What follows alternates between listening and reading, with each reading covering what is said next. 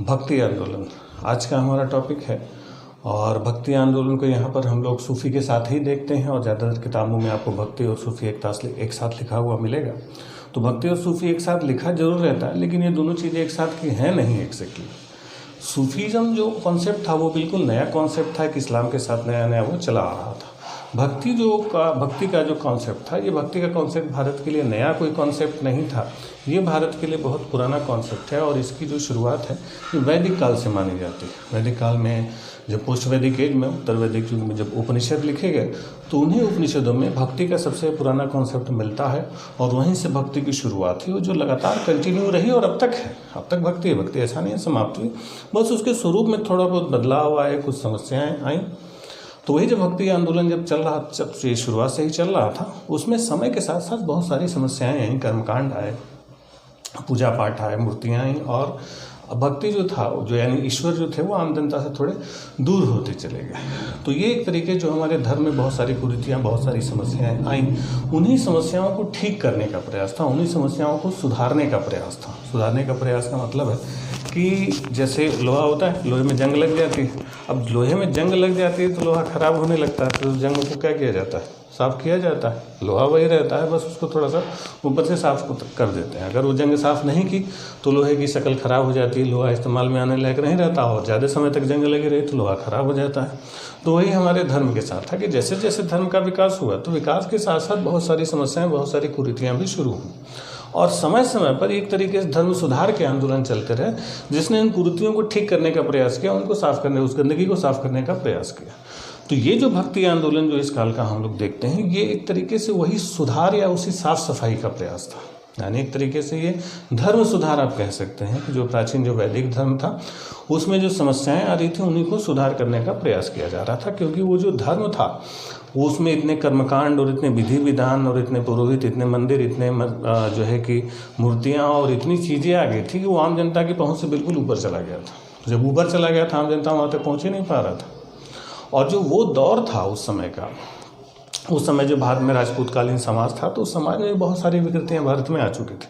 भारत कई सारे छोटे छोटे राजनीतिक टुकड़ों में बटा हुआ था, युद्ध का बिल्कुल माहौल था, राजा आपस में लड़ा करते थे। उसी में मुस्लिम आक्रमणकारी भी आ गए, तो उन मुस्लिम आक्रमणकारियों के आने के कारण और समस्याएं कि उन्होंने भारतीय राजाओं को क्रमशः हराना शुरू किया। तो उससे ऊपर के स्तर पर एक फ्रस्ट्रेशन थी, लोगों के हार थी, लगातार हारते चले जा रहे थे और एक नया धर्म इस्लाम जो था वो तलवार के बल पर हावी होने की कोशिश कर रहा था।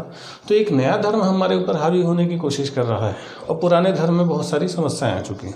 उसी समय जो बौद्ध धर्म था, बौद्ध धर्म की महायान शाखा थी, वो भी अपने चरम पर पहुंच चुकी थी। उसमें बहुत सारी जो अट्रैक्शन वाली चीज़ें थी, उसमें भी मांस, मदिरा, मैथुन, ये सब वज्रयान जैसी शाखाएँ चल रही थी, तो वो भी अपनी तरफ लोगों को अट्रैक्ट कर रहा था। तो एक तरफ बुद्धिज़्म अपने अच्छे स्तर पर चल रहा था, उधर मुस्लिम आक्रमण आ रहे थे, उसकी वजह से इस्लाम अपने तलवार के बल पर भारत को जीतने का प्रयास कर रहा था और धर्म का प्रभाव भारत पर जताने की कोशिश कर रहा था। और उस समय हमारा जो प्राचीन जो वैदिक धर्म था वो अनेक रूढ़िवादी समस्याओं से घिरा हुआ था।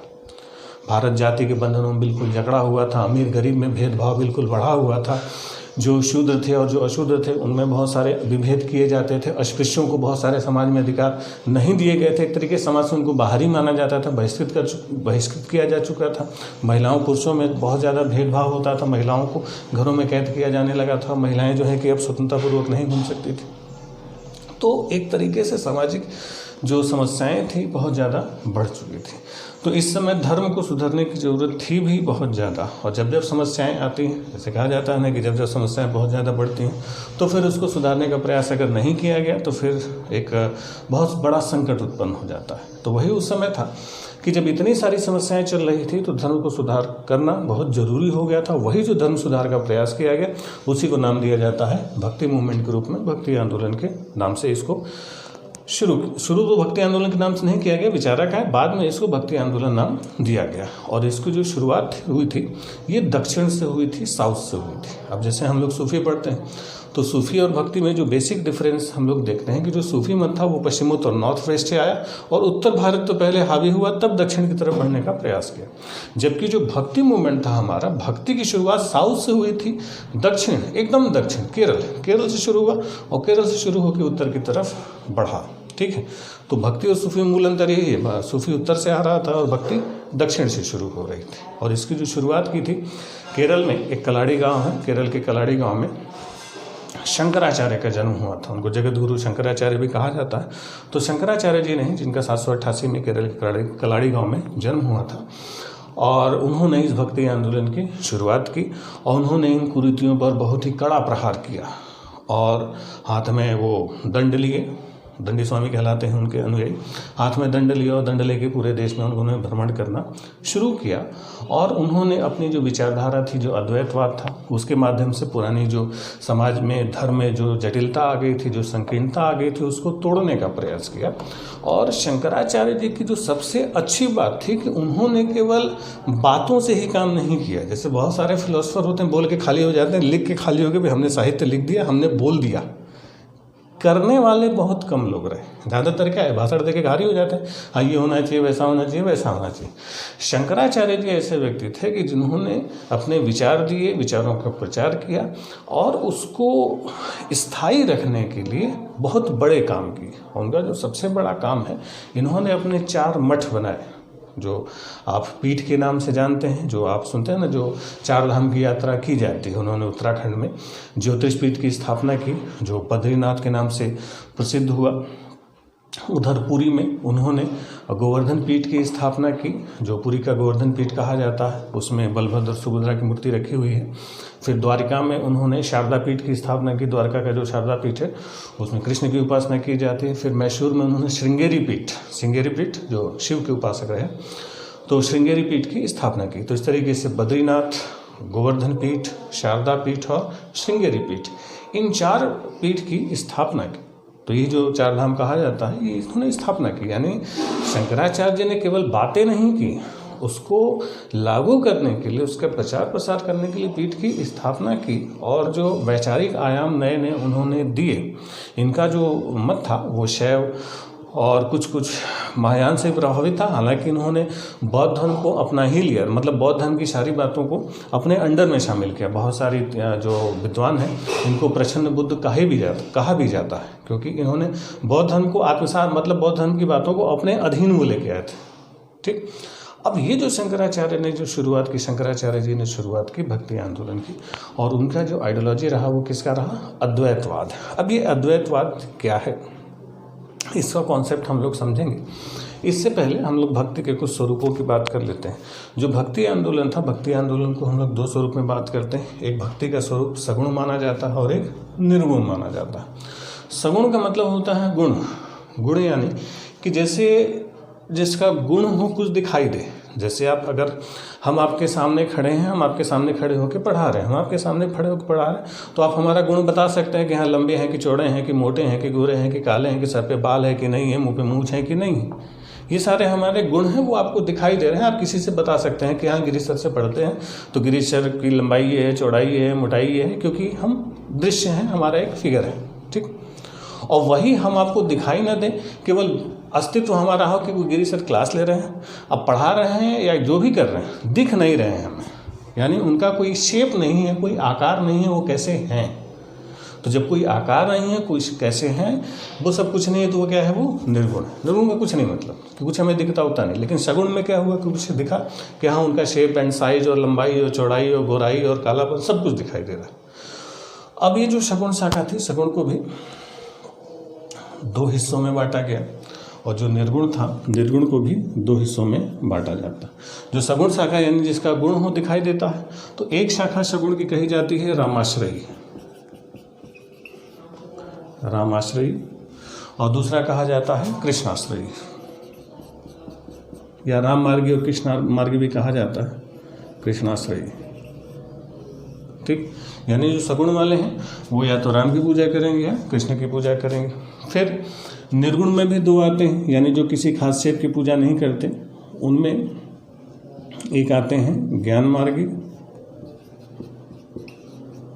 जो ज्ञान की उपासना करते हैं, और दूसरे थे प्रेम मार्गी यानी प्रेम की उपासना करने वाले, प्रेम से ईश्वर तक पहुंचने की कोशिश करने वाले। तो इनमें अलग अलग बड़े बड़े संत हुए। जैसे रामाश्रयी शाखा थे, तो रामाश्रयी शाखा के जो सबसे बड़े संत माने जाते हैं वो कौन माने जाते हैं, तुलसी माने जाते हैं। तुलसीदास रामाश्रयी शाखा के संत माने जाते हैं। ठीक। और कृष्ण मार्गी जो कृष्णाशयी शाखा के सूरदास, मीराबाई, ये लोग कृष्णाशयी शाखा के। उसी तरीके से जो ज्ञान मार्गी थे, ज्ञान मार्गी में जो हमें ज्ञान देने वाले थे ईश्वर के लिए, वो थे कबीर, रैदास, ये लोग क्या थे, ज्ञान मार्गी। प्रेम मार्गियों में आते हैं जायसी, मलिक मोहम्मद जायसी, ठीक है। चलिए, तो ये कुछ हल्का सा बंटवारा होता है सगुण और निर्मेन। सगुण और निर्गुण का हम लोग देखते हैं। नामाश्रय यानी राम का स्वरूप मान के उनकी आराधना करना, जिसमें तुलसीदास को हम लोग प्रमुख रूप से देख रहे हैं। कृष्ण आश्रय में यानी कृष्ण को प्रभु के रूप में आराधना करना, जिसमें सूरदास और मीराबाई आते हैं। ज्ञान मार्ग में कबीर और रैदास आते हैं, और भी कई सारे आते हैं जो मेन उनके थे। और प्रेम मार्गी में मलिक मोहम्मद जायसी आते हैं, जिन्होंने पद्मावत की रचना की थी। उन्होंने अवधी भाषा में पद्मावत की रचना की थी, ठीक। अब ये जो इनकी जो शाखाएं हम लोग देखते हैं, इनकी जो विचारधाराएं हैं, पहले एक फिलोसफिकल लेवल पर हल्की सी विचारधाराओं की चर्चा करते हैं। कि जैसे आपको बता रहे थे कि शंकराचार्य ने अद्वैतवाद का प्रतिपादन किया, और अद्वैतवाद के माध्यम से प्राचीन जो परंपराएं चल रही थी, जो अशुद्धिया समाज में जो बुराइयां चल रही थी, उसका खंडन करने का उन्होंने प्रयास किया। तो अब इस अद्वैतवाद, या आप देख रहे हैं कि आगे कई सारे विचारक आए। अद्वैतवाद शंकराचार्य का था, विशिष्टाद्वैत रामानुजाचार्य का था, द्वैताद्वैत निम्बार्काचार्य का था, शुद्धाद्वैत वल्लभाचार्य का था, द्वैतवाद माधवाचार्य का था। तो ये जो ढेर सारे आप द्वैत अद्वैत देख रहे हैं कि द्वैत अद्वैत है क्या, इनका झगड़ा क्या ये एक ही चीज़ है, अलग अलग। एक्चुअली इनमें बहुत हल्का सा अंतर आता है, उस अंतर को थोड़ा सा समझेंगे पहले, तब आपको ये भक्ति का जो कॉन्सेप्ट है वो समझ में आएगा। अब इसमें हमारे यहाँ जो भारतीय जो दर्शन है, हमारे इंडिया की जो फिलॉसफी है, तो भारत का जो दर्शन है वो आत्मा के बड़े चारों तरफ घूमता है। एक बड़ी समस्या है आत्मा क्या है, और आत्मा क्या है बट सोल। तो ये एक बहुत जटिल प्रश्न है। सोचिए आत्मा क्या है, इतना जटिल प्रश्न था कि जब महात्मा बुद्ध के सामने प्रश्न रखा गया तो उन्होंने मना ही कर दिया कि है ही नहीं, सीधा इनकार कर दिया कि आत्मा नाम की कोई चीज़ है ही नहीं। इतनी टेंशन थी उनको इस आत्मा से, सुन के परेशान थे। हर कोई आत्मा को लेकर पूछ रहा है। खैर वो अलग मुद्दा है। अब यहाँ पर हम लोग मेन उसी की बात करते हैं कि हमारा दर्शन पूरी तरीके से आत्मा और एक परमात्मा, जो हमारा एक डिवाइन सोल होता है, परमात्मा, या जिसको हम लोग क्या बोलते हैं, ब्रह्म। तो ये जो ब्रह्म है या जो डिवाइन सोल है, और एक जो हमारी आत्मा है जिसको हम बोलते हैं सोल। अब इस आत्मा और परमात्मा के बीच का जो रिलेशन है, उसी की व्याख्या इन विभिन्न दर्शनों में की गई है। ये जो आपके सामने आइडियोलॉजीज लिखी हुई है, अद्वैतवाद, विशिष्टाद्वैत, द्वैताद्वैत, शुद्धाद्वैत, द्वैतवाद, ये होता क्या है कि जैसे शंकराचार्य जी का जो विचार था, उनका ये विचार था कि ये जो हमारे अंदर आत्मा है, हमारे शरीर के अंदर आत्मा है, ये आत्मा के जो क्रिएटर हैं ब्रह्म ही है, ब्रह्म के द्वारा बनाई हुई आत्मा है। यानी हमारे अंदर भी क्या है, ब्रह्म का एक स्वरूप है। बस हम उसको अपने अज्ञान के वश, अब ये हम हैं बने इसी के, इन्होंने ही हमें बनाया है, लेकिन हमें पता नहीं चल पा रहा है। हमें पता नहीं चल रहा है। हमें पता क्यों नहीं चल रहा है? क्योंकि हम इनको सही ढंग से पहचान नहीं पा रहे। क्योंकि हमारे यानी आत्मा और ब्रह्म यानी जिसको हम लोग कहीं कहीं परमात्मा लिखा हुआ है, तो उस आत्मा और परमात्मा के बीच में जो डिवाइन सोल है, उसके बीच में क्या है, एक शैडो बनी हुई है। एक शैडो यानी एक छाया बनी हुई है। ये जो छाया है ये अज्ञान की छाया है। यानी हमारे पास ज्ञान नहीं है, हमें पता ही नहीं है कि ब्रह्म का एक स्वरूप हमारे अंदर पड़ा हुआ है, हम ही हैं। उन्होंने कहा था हम ही ब्रह्म हैं, हमारे अंदर ही ब्रह्म है, हम अस्मि, हमें ब्रह्म ने बनाया, हम तो उसी की संतान हैं, तो हमारे अंदर भी तो वही हुआ। तो उनका ये कहना था कि हम ये क्यों नहीं सोच पाते, क्यों नहीं जान पाते कि हम इसी के हैं, क्योंकि हमारे ऊपर क्या है, एक अज्ञान की एक छाया है। यानी आत्मा और परमात्मा के बीच में अज्ञान की एक परत पड़ी हुई है। इसी की वजह से हम इसको पहचान नहीं पा रहे हैं, हम इसको समझ नहीं पा रहे हैं। ठीक है, इसीलिए आदमी इस मोह माया के जाल में भटका हुआ। ये जो संसार है, संसार क्या है, मोह है, माया है, कुछ नहीं है एग्जैक्टली, सब कुछ यही है। इन्होंने कहा था ब्रह्म सत्य जगत मिथ्या, यानी ब्रह्म ही सत्य है, बाकी जगत क्या है, मिथ्या। यानी जिस संसार में हम लोग रह रहे हैं, पढ़ रहे हैं, लिख रहे हैं, घूम रहे हैं, फिर रहे हैं, बीमार पड़ रहे हैं, नहा रहे हैं, धो रहे हैं, ये सब क्या है? ये सब माया है, एक दिन समाप्त हो जाना है, स्थायी नहीं है। कोई भी चीज़ स्थायी नहीं है, स्थायी केवल क्या है? ये ब्रह्म है। तो इस स्थायी ब्रह्म में हमें शामिल होना है, लेकिन हमें पता ही नहीं। हम लोग पता नहीं किस दुनिया में जी रहे हैं। हम परेशान हैं, हम नौकरी के लिए परेशान हैं, हम पैसे के लिए परेशान हैं, हम गाड़ी के लिए परेशान हैं, हम घर के लिए परेशान हैं, जबकि हम हैं क्या? हम हैं इसी ब्रह्म के ही एक अंश हैं। और इस अज्ञान की वजह से इसमें हमें जाके मिलना होगा। तो इसी को उन्होंने नाम दिया अज्ञान का कि हमें भ्रम है या संशय है। भ्रम या संशय उन्होंने एक एग्जाम्पल के रूप में इसको क्लियर करने का प्रयास किया कि जैसे मान लीजिए कि कमरे में आपके अंधेरा है और कमरे में अंधेरा है और रस्सी पड़ी हुई है। अब गलती से जाके आपने उस रस्सी को छूने की कोशिश की। जब आपने गलती से उस रस्सी को छूने की कोशिश की तो जैसे लगा कि वो रस्सी नहीं, सांप है। जैसे ही सांप को आपने समझा और तुरंत लगा कि कोई सांप है और भाग लिया वहाँ से आप।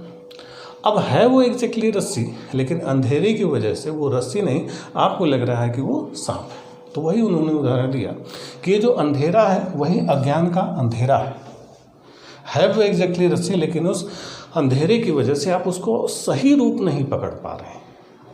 ठीक, अगर वही आपके अंदर ज्ञान आ जाए तो आप उस रस्सी से डरने की बजाय आप थोड़ा संशय करेंगे।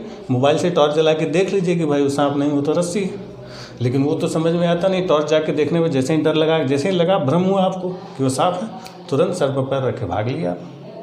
तो आप जो इस ब्रह्म से भाग रहे हैं वो इसी अज्ञान की वजह से है। तो ये जो अज्ञान का प्रकाश है, इसी को हटाना होगा। और जब आदमी को ये ज्ञान होने लगेगा, जब आदमी डाउट करेगा कि नहीं हमें देखना है कि वो सांप है या रस्सी है, या मोबाइल का टॉर्च जला के या लाइट जला के आप देखेंगे, तो जब लाइट जलाएंगे तब आपको पता चलेगा नहीं वो तो रस्सी है। तब उसके सही स्वरूप का आपको ज्ञान होगा, तब उससे आप जाके मिल पाएंगे। तो वही उन्होंने कहा कि ये प्रकाश जलाना है हमें। ये प्रकाश कहाँ जलेगा? ये हमारे अंदर जलेगा, न कि कहीं बाहर जलेगा। तो उन्होंने वही अहम प्रश्न किया। वो तड़पना शुरू करेगा, नहीं अगर हम इसके अंश हैं तो हमें इसमें मिलना पड़ेगा। जब इसमें हम मिल जाएंगे तो ये सारी जो मोह माया जगत की है ये सब समाप्त हो जाएगी और इंसान परम सुख को प्राप्त करेगा, मोक्ष की प्राप्ति होगी। ठीक, खैर ये कुछ ज़्यादा दार्शनिक व्याख्या है। ज़्यादा दर्शन में नहीं आने का मतलब कि इन्होंने कहा कि ये जो आत्मा और परमात्मा है, आत्मा और ब्रह्म है, ये दोनों अलग अलग नहीं है, दोनों क्या है? एक। इसी को क्या कहा गया? अद्वैतवाद। और ब्रह्म का कोई स्वरूप नहीं होता, ब्रह्म का कोई स्वरूप नहीं होता, इसीलिए इसको क्या कहा गया? निर्गुण कहा गया। तो ये जो निर्गुण थे, तो निर्गुण जो संत हुआ करते थे वो अद्वैतवादी होते थे, क्योंकि वो किसी गुण को नहीं, ब्रह्म है।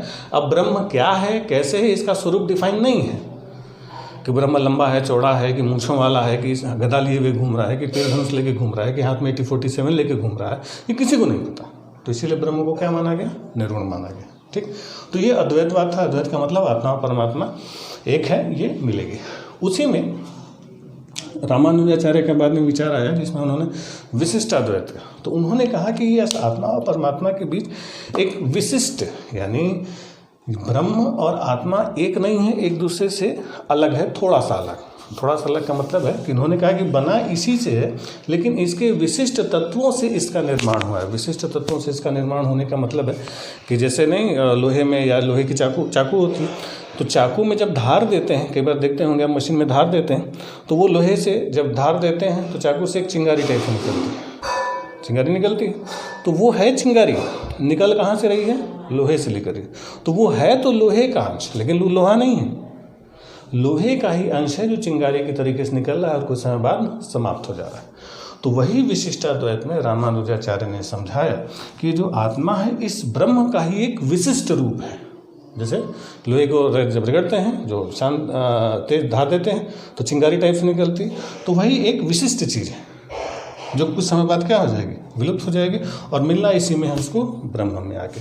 तो इसी का है, लेकिन एग्जैक्टली ये नहीं है, उससे थोड़ा सा अलग है। ठीक, इसके बाद इसी में द्वैताद्वैत का सिद्धांत आया। द्वैताद्वैत समझ लिए कि इस ब्रह्म और आत्मा को थोड़ा सा और अलग करता है कि नहीं, ब्रह्म और आत्मा, हालांकि ब्रह्म ने ही आत्मा को बनाया है, लेकिन इसमें थोड़ा सा अंतर है, थोड़ा सा डिफरेंस है। थोड़ा सा डिफरेंस इन द सेंस कि जैसे आप देखते होंगे कि अलग अलग कलर्स हैं। अलग अलग कलर्स को एक ही टेबल पर अगर पेंट किया गया तो है टेबल एक ही, लेकिन कलर्स क्या हैं, अलग अलग हैं। तो मूल रूप उसका टेबल है, लेकिन कलर क्या है उस पर अलग अलग दिया गया। तो उसी तरीके से मूल ये आत्मा ही है, बनाया ब्रह्म ने है, यह इसी का है, एक ही प्लेटफॉर्म पर, बस दोनों में थोड़ा सा क्या है, अंतर है। ठीक, फिर इसी में वल्लभाचार्य ने शुद्धाद्वैत का विचार दिया। तो जो शुद्धाद्वैत था वो थोड़ा सा और डिफरेंस करता है। डिफरेंस करता का मतलब है, जैसे खाना खाते हैं, दाल खाते हैं, दाल में आपने घी डाल दिया। अब दाल में घी डाल दिया तो दाल आपको दिखाई देता है, घी भी दिखाई देता है। अब घी दाल में मिलने वाला है, अब कब मिलेगा पता नहीं, और जब मिल जाएगा तो अंतर नहीं पता चलेगा कौन सा दाल है कौन सा घी। तो ये दिखाई दे रहा है कि हाँ ये है, यानी ये ब्रह्म दिखाई दे रहा है कि आत्मा से है, दोनों का अस्तित्व भी अलग है, लेकिन कुछ समय बाद ये इसमें विलीन हो जाएगा। एक ही चीज़ नहीं है, दोनों क्या है, एक दूसरे से अलग है। तो जो शुद्धाद्वैतवाद है एक तरीके से बताता है कि आत्मा ब्रह्म में थोड़ा सा क्या है, अंतर है, लेकिन कुछ समय बाद वो जाके एक दूसरे में मिल जाएंगे। ठीक, फिर लास्ट में माधवाचार्य ने द्वैतवाद का सिद्धांत दिया। द्वैतवाद में कहा कि ये दोनों एक नहीं है, दोनों क्या है, एक दूसरे से अलग अलग है। यानी जैसे बताया कि अद्वैतवाद क्या है कि दोनों एक ही एलिमेंट। फिर विशिष्टाद्वैत थोड़ा सा अंतर बढ़ाया, द्वैताद्वैत थोड़ा और अंतर बढ़ाया, शुद्धाद्वैत थोड़ा और अलग किया, और द्वैताद्वैत तो बिल्कुल तोड़ के रख दिया, ब्रह्म अलग है, आत्मा अलग है। ठीक है, हम इस आत्मा को ब्रह्म से मिलाने की कोशिश करेंगे। तो मिलाने की कोशिश कैसे करेंगे? भक्ति के माध्यम से, भगवान के माध्यम से। तो इसी में किसकी पुष्टि की गई? भगवान। ये भगवान हमें यहाँ के लिए रास्ता देंगे। तो ये जो बीच में भगवान आए, ये जो बीच में गॉड आए, जिनका एक स्वरूप होगा जो हमें जो इनका अगर पूजा करें जो हमें दिख सकते हैं, जैसे हम ब्रह्मा, विष्णु, महेश, राम, कृष्ण, ये हमारे देव हैं। तो ये देव क्या है? हमें मुक्ति का मार्ग दिखाते हैं। और ये हमारे जैसे नहीं, हमसे क्या है, अलग है, हमें बस वहाँ तक पहुँचा देते हैं। ठीक, तो ये जो द्वैतवाद आप देखते हैं, यही सगुण भक्ति का एक स्वरूप दिखाई देता है कि ये एक शेप, एक स्वरूप दिखाते हैं। और जबकि निर्गुण मतलब क्या? अद्वैतवाद, दोनों एक ही है, इनका कोई शेप नहीं है। और द्वैतवाद का मतलब दोनों एक दूसरे से अलग हैं, बीच में एक ईश्वर है जो हमें वहाँ तक पहुँचाते हैं। ठीक, चलिए, खैर ये हार्डकोर फिलॉसफी की चीज़ें हैं। इसमें अगर ज़्यादातर चीज़ें आपको समझ में आ गई, ठीक नहीं समझ में आई तो बस ये विचार किसने दिए, किसके किसके विचार थे, बस इतना ध्यान दे लीजिए, आपका काम चल जाएगा एग्ज़ाम के पॉइंट ऑफ व्यू से। ठीक है, तो अब तक जो समझाया वो हार्डकोर फिलॉसफी है। एग्ज़ाम में आपके फिलॉसफी नहीं आएगी, दर्शन नहीं आएगा, बस आपके दिमाग में एक कॉन्सेप्ट बना रहे। अद्वैतवाद, ये दोनों एक हैं। विशिष्टाद्वैत थोड़ा सा अलग हुए, द्वैताद्वैत थोड़ा और अलग हुए, शुद्धाद्वैत अलग हुए, विशिष्टाद्वैत अलग अलग एलिमेंट के बने हुए, बीच में भगवान आ जाते। अद्वैतवाद जो था वो निर्गुण था, कोई शेप नहीं है। और द्वैतवाद तक आते आते ये क्या हो गया? सगुण हो गया। और किसके कॉन्सेप्ट आ जाते हैं? भगवान आ जाते हैं।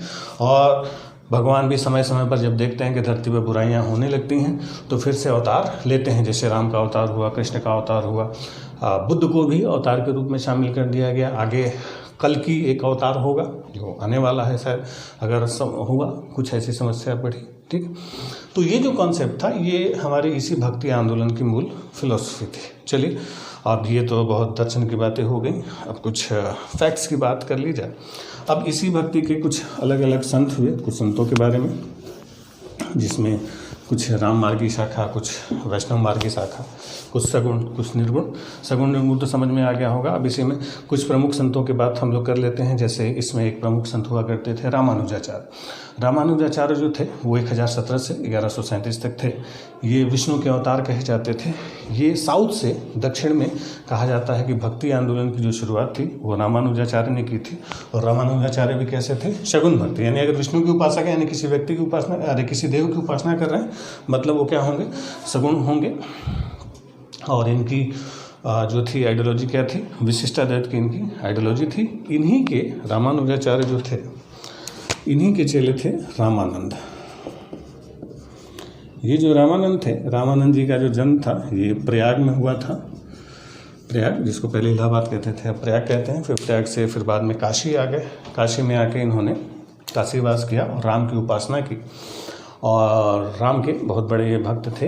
ये जो रामानंद थे, इनकी जो शिष्य मंडली थी, इनके शिष्यों की मंडली सबसे पॉपुलर थी। जितने पॉपुलर शिष्य इनके हुए उतने पॉपुलर शिष्य किसी के नहीं हुए। इनके शिष्यों में कबीर थे, इनके शिष्यों में रैदास थे, इनके शिष्यों में धन्ना थे, सेना थे, पीपा थे। अलग अलग जातियों के, सभी जातियों के उन्होंने अपने शिष्यों में स्थान दिया था। ठीक, इनके जो रविदास थे, रविदास इन्हीं के चेले थे, तो रविदास माना जाता था चर्मकार थे, जो चमड़े का काम करते थे, जूता चप्पल सिलते थे। कबीर थे, कबीर जुलाहे थे। सेना थे, सेना नाई था। धन्ना था, धन्ना जो था सधन था, वो कसाई था। पीपा था, पीपा जाट था, राजपूतों में जाट था वो। तो अलग अलग इनके जो है कि शिष्य थे, अलग अलग जातियों के थे। तो सामाजिक ऊंच नीच की भावना को भी इन्होंने समाप्त किया, जिसमें इनके जो शिष्य थे रविदास, रैदास जिनको कहा जाता है, तो उनके जो विचार थे, मन चंगा तो कठौती में गंगा। रविदास जो थे वो वाराणसी के ही थे, पेचू के पास एक सीर जगह है, सीर गोवर्धनपुर, वहीं पर उनका जन्म हुआ था। ठीक है। कबीर जो थे, कबीर की आइडियोलॉजी सबसे रेडिकल, सबसे क्रांतिकारी आइडियोलॉजी मानी जाती है, क्योंकि उन्होंने सभी पुरानी मान्यताओं को बिल्कुल खंडन करके रख दिया। कबीर ने कहा कि कोई मूर्ति पूजा नहीं, कोई तीर्थव्रत नहीं, कोई गंगा स्नान नहीं, नमाज अजान सबको उन्होंने मना किया। अस्पृश्यता की आलोचना की, ऊंच नीच का, भेदभाव का, सबका उन्होंने खंडन किया एक सुर से। ठीक, तो जो कबीर थे इनमें सबसे ज़्यादा रेडिकल माने जाते हैं, सबसे क्रांतिकारी माने जाते हैं। हालांकि क्रांति तो की उन्होंने, लेकिन उसको बदल नहीं पाए। बदलने का मतलब है कि जिस चीज़ का इन्होंने विरोध किया वही चीज़ इनके साथ हुई। कबीर ने मूर्ति पूजा और कर्मकांडों का विरोध किया। आज कबीर मठ में उन्हीं की मूर्ति लगी हुई है और उन्हीं की मूर्ति की पूजा कर दी जाती है। ठीक है, खैर, लेकिन ये अपने विचारों में बहुत क्रांतिकारी रहे।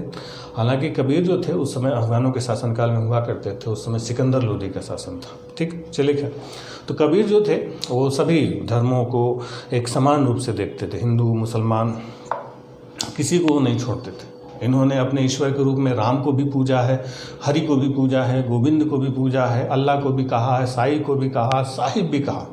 यानी इनके ईश्वर सब थे, साहिब, अल्लाह, मालिक, हरि, राम, गोविंद, यानी सब इन्हीं के, मतलब इन्होंने कोई भेदभाव नहीं किया अपने ईश्वर में। और जो बुराइयां थी उसका भी उन्होंने खुल के विरोध किया। उन्होंने जितना कठमुल्लों का विरोध किया कि काकड़ पाथर जोड़ के मस्जिद दिया चिनाए, ताचड़ी मुल्ला बागरे का बहरा हुआ खुदा, कि कंकड़ पत्थर जोड़ के आपने मस्जिद बना दी। उस पर आपका जो मौलवी जो है कि चढ़ के अजान दे रहा है, क्या खुदा बह रहा है, उसको सुनाई नहीं दे रहा है, आप धीरे बोलेंगे तो क्या खुदा सुन नहीं पाएंगे। ये कबीर थे। और ब्राह्मणों को भी उन्होंने धोया बढ़िया से कि पंडित अपनी कड़े भराई, गागर छुए न दई, वेश्या के पावन तर सोए। ये कैसी पंडित है? तो कोई भी धर्म हो, कोई भी जाति हो, जो बुराई थी उस पर वो कठोर प्रहार करते थे, जो अच्छी बातें थी उसको वो एडॉप्ट भी करते थे कि कोई ईश्वर की बात वो करते थे। ठीक, चलिए, इसी में जो रैदास थे, रैदास के ही शिष्य थी मीराबाई। मीराबाई रैदास की शिष्या मानी जाती हैं। तो मीराबाई जो थी वो कृष्ण की उपासिका थी। वो मेवाड़ के जो राणा सांगा थे, राणा संग्राम सिंह के जो बड़े बेटे थे, उन्हीं बड़े बेटे की वो भोजराज की वाइफ थी। ठीक है, बाद में फिर उन्होंने संन्यास लिया और कृष्ण की वो उपासिका बनी और भजन गाते हुए वो कृष्ण में लीन होना चाहती थी। उसी में दादू दयाल थे। दादू दयाल कबीरपंथी थे, कबीर के पंथ वो फॉलो करते थे, निर्गुण संत थे दादू दयाल। उसी में मलिक मोहम्मद जैसे आपको बताया, मलिक मोहम्मद जैसे भी निर्गुण थे। इन्हीं भक्ति संतों में गुरु नानक देव का आता है। गुरु नानक देव खत्री जाति के थे, तलवंडी में इनका जन्म हुआ था। अभी तो पाकिस्तान के से चला गया। नानक देव के बारे में आगे हम लोग सिख धर्म जब पढ़ेंगे, रणजीत महाराजा रणजीत सिंह और पंजाब, तो वहाँ पर नानक देव के बारे में और सिख धर्म के बारे में थोड़ा डिटेल में चर्चा करेंगे। ठीक, तो ये जो भक्ति आंदोलन था ये ऐसा नहीं था केवल उत्तर भारत में था, इसका प्रसार पूरा पश्चिम, उत्तर, दक्षिण हर जगह था। इसका प्रसार इधर असम तक था। असम में भक्ति के एक संत थे शंकर देव। बंगाल और उड़ीसा में चैतन्य प्रभु थे। चैतन्य प्रभु जो थे वो नदिया के रहने वाले थे और कृष्ण के बहुत बड़े संत भक्त थे। और चैतन्य महाप्रभु कीर्तन वो हाथ में एक तरह वो गाते बजाते और नाच करते हुए वो घूमते रहते थे। और उन्होंने गोसाई संघ की स्थापना की थी चैतन्य महाप्रभु ने। और उनका जो विचारधारा मानी जाती है वो अचिंत्य भेदाभेद। तो अचिंत्य भेदाभेद की जो विचारधारा थी वो चैतन्य महाप्रभु की मानी जाती है। ठीक, इसके अलावा निम्बारकाचार्य थे। निम्बारकाचार्य को कृष्ण जी का अवतार भी माना गया और वे सगुण भक्ति के संत हुआ करते थे, जिन्होंने द्वैताद्वैत का सिद्धांत दिया था। ठीक, चलिए, और गुजरात में भी थे। गुजरात में भक्ति के ही संत थे नरसिंह मेहता। नरसिंह मेहता जो गुजरात में भक्ति संत थे, नरसिंह मेहता ने एक बड़ा प्रसिद्ध भजन लिखा था जो बाद में गांधी जी का फेवरेट बना। अक्सर गांधी जयंती पर एक भजन आप सुनते होंगे, वैष्णव जनते तेने कहिए। तो जो वैष्णव जनते तेने कहिए पीर पर आई जाने रे, ये गुजरात के भक्ति संत नरसिंह मेहता ने लिखा था। तो उसी को गांधी जी बार बार गाते थे और आज भी बजाया जाता है गांधी जी की याद में। ठीक, चलिए, इसके अलावा महाराष्ट्र था।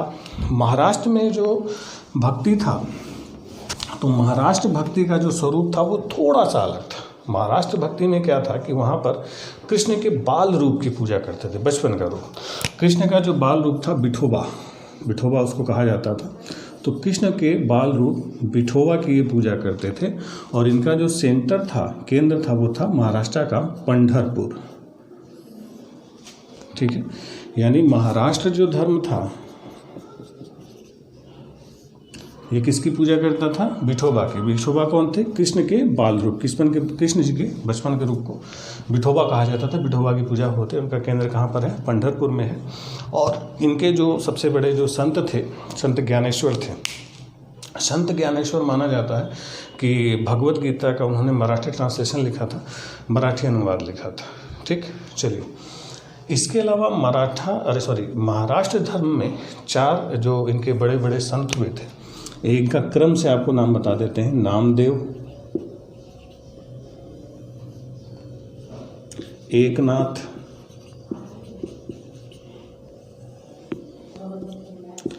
तुकाराम,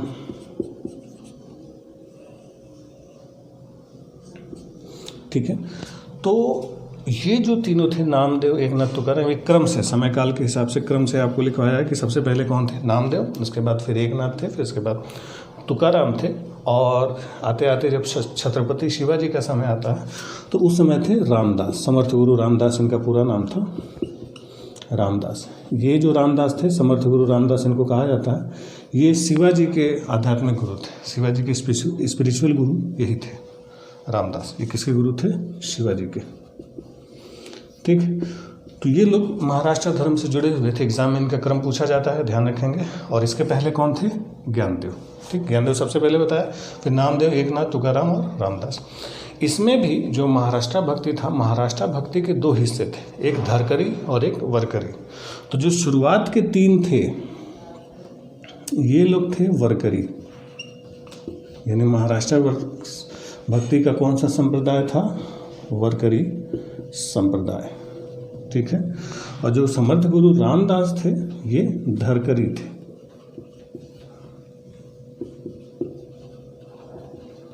ठीक है, इससे आपके सवाल बनते हैं, ध्यान रखेंगे। पहली बात तो क्रम, नामदेव, एकनाथ, तुकाराम और ज्ञानदास। और इसके पहले अगर देखा जाए तो गुरु ज्ञानदेव। ठीक, ये पूरा सीक्वेंस है इन लोगों का, जिसमें शुरुआती संत जो थे ये लोग वरकरी संप्रदाय के थे और लास्ट वाले धरकरी। रामदास ही धरकरी थे और यही माना जाता है कि शिवाजी के आध्यात्मिक गुरु यही थे। ठीक, इनमें से भी जो तुकाराम थे, तुकाराम जी भी ये शिवाजी के ही समकालीन थे, लेकिन इन्होंने शिवाजी को कोई भाव नहीं दिया था। शिवाजी ने इनको गिफ्ट वगैरह दिया, अपने उपहार भेंट वगैरह दिए, लेकिन शिवाजी द्वारा भेजे गए उपहार भेंट को तुकाराम जी ने वापस कर दिया था। बड़े नामी संत थे और स्वाभिमानी थे। इन्होंने शिवाजी के कोई भी भेंट को स्वीकार ही नहीं किया, वापस भिजवा दी कि ले जाओ भैया, हम इसको नहीं स्वीकार कर सकते। ठीक, चलिए, तो बताया कि महाराष्ट्र में विठोबा की पूजा की जाती थी और महाराष्ट्र के भक्ति संत थे। इसके अलावा दक्षिण में भी भक्ति आंदोलन रहा। दक्षिण में जो भक्ति आंदोलन था उसमें ज़्यादा सेक्ट नहीं थे, जो साउथ इंडिया हमारा था। तो जो दक्षिण में थे वो भक्ति के 2 स्वरूप हम लोग देखते हैं साउथ में। साउथ में जो भक्ति का स्वरूप हम लोग देखते हैं, एक स्वरूप था अलवारों का और दूसरे थे नैनार। तो जो अलवार होते थे, अलवार भक्ति संत जो होते थे, ये वैष्णवों को कहा जाता था। यानी साउथ के जो वैष्णव संत होते थे उनको क्या कहा जाता था? अलवार। और साउथ के जो शैव भक्ति संत होते थे उनको क्या कहा जाता था? नैनार। शिव जी के नयन थे ना, तीसरा नेत्र खुलता था, तो नैनार शैव थे। और ये जो नैनार लोग थे, ये इनमें इनके जो भक्ति संतों की संख्या थी ये बहुत ज़्यादा थी। इनके माना जाता है कि 63 संत थे नैनार में। 63 बड़े बड़े संत थे, जिसमें सुंदर मूर्ति थे, मणिक वाचगर थे, तिरुज्ञान संबंधर थे, सुंदर मूर्ति, ये नैनार थे। मणिकवाचकर थे और ये तिरुज्ञान समंदर थे। और इधर अलवारों में भी कई सारे संत हैं, लेकिन जो सबसे प्रमुख रहे मधुर कवि, राजशेखर, और इनमें एक महिला संत थी अंडाल। अंडाल जो थी ये क्या थी, महिला थी। ध्यान रखेंगे, पूछा जाता है कि दक्षिण संतों में कौन महिला संत थी, तो महिला संत कौन थी, अंडाल। अंडाल कैसे संत थे, अलवार यानी वैष्णव धर्म को ये फॉलो करती थी। और इन्हीं अंडाल को दक्षिण की मीराबाई कहा जाता है, मीरा ऑफ साउथ। तो दक्षिण की मीरा किसको बोलते हैं, अंडाल को बोलते हैं, जो कैसे संत थी, अलवार संत थे। ठीक, चलिए, तो ये तो हमारा भक्ति आंदोलन था। इसके शुरुआती कुछ आपको फिलोसफी बताई, कुछ दर्शन बताए और इनके प्रमुख भक्ति संतों के नाम आपको बताए। अब इस भक्ति और सूफी आंदोलन के बाद अगला जो हम लोग का टॉपिक शुरू होता है वो मुगलों का शुरू होता है। तो मुगलों के साथ मिलते हैं हम लोग अगले वीडियो में। तब तक के लिए थैंक यू।